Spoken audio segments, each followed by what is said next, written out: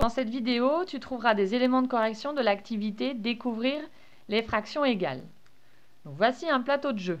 Bon, tu peux imaginer que c'est une tablette de chocolat si tu préfères. Colorie 1/3 de la surface du plateau. Donc 1/3, ça veut dire un morceau sur 3 morceaux identiques. Donc là, on peut penser de deux manières différentes.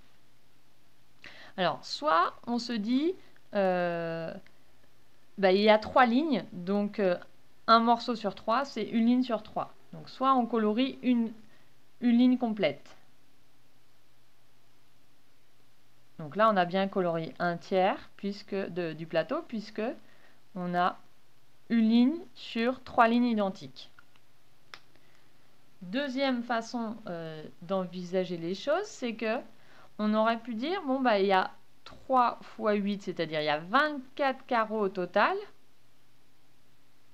Donc, si on veut partager, par exemple, cette tablette de chocolat entre 3 amis et on veut des parts égales, 24, on va le partager en 3. Un partage en mathématiques, c'est une division. Donc, on fait 24 divisé par 3, on obtient 8. Donc, on aurait pu colorier 8 carrés. Alors, c'est ce qu'on a fait en coloriant la première ligne, mais on aurait pu les colorier n'importe où. C'est-à-dire que j'aurais pu colorier, par exemple, les 6 là, plus 2 autres. Donc, j'aurais pu colorier de cette manière-là. À partir du moment où vous avez colorié 8 petits carrés, c'est juste. Alors, justement, deuxième question, quelle autre fraction peut-on écrire pour exprimer 1/3 de la surface du plateau? Alors, si on compte le nombre de petits carrés, là, orange, on sait qu'on en a 8. Donc, c'est 8 sur combien de carrés au total? 24. Donc, une autre façon d'exprimer 1/3, c'est 8/24e. En déduire des fractions égales, eh bien, ces deux fractions-là sont égales. 1/3 est égal à 8/24e, puisqu'il représente la même quantité, puisqu'à chaque fois, on a 8 carreaux. Alors, remarque que l'on peut faire, comment on passe de 1/3 à 8/24e? Eh bien, on remarque que 1 fois 8 est égal à 8, et 3 fois 8 est égal à 24. Donc, en multipliant par la même quantité, le même nombre en haut et en bas, on a obtenu une fraction égale.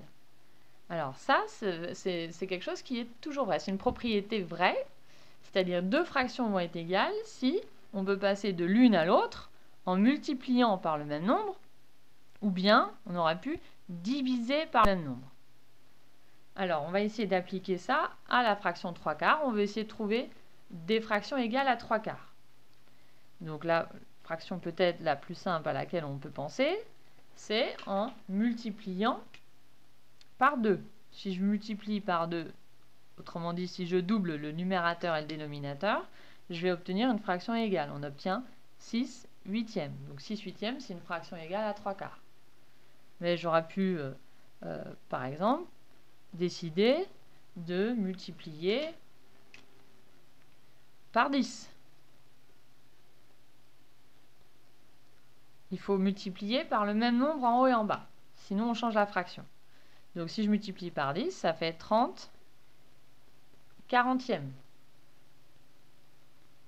Voilà, donc en fait, n'importe quelle fraction obtenue en ayant multiplié en haut et en bas par le même nombre va donner une fraction égale. Attention, on n'a pas le droit d'ajouter le même nombre ou de soustraire le même nombre en haut et en bas, on n'obtiendrait pas la même fraction. Par exemple, imagine la fraction 1/2. Donc la fraction 1/2, tu sais qu'elle est égale à 0,5. Donc imagine maintenant qu'on ajoute 2 en haut et en bas. Donc au numérateur et au dénominateur, on ajoute 2. Qu'est-ce qu'on obtient? 1 plus 2, 3. 2 plus 2, 4. On obtient 3/4. Mais on a vu dans les activités précédentes que 3/4, c'était 0,75. Donc, attention, quand on ajoute le même nombre en haut et en bas, les fractions sont plus égales.